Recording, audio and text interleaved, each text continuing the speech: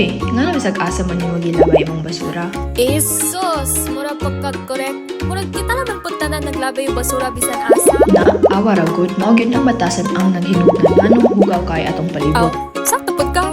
Pero grabe naman kuhugon ning atong barangay. Mauna nga magsugod yun ka sa imong kaugalingon.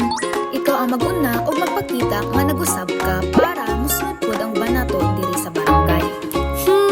Mo. Actually, wala siya ko nakatingana.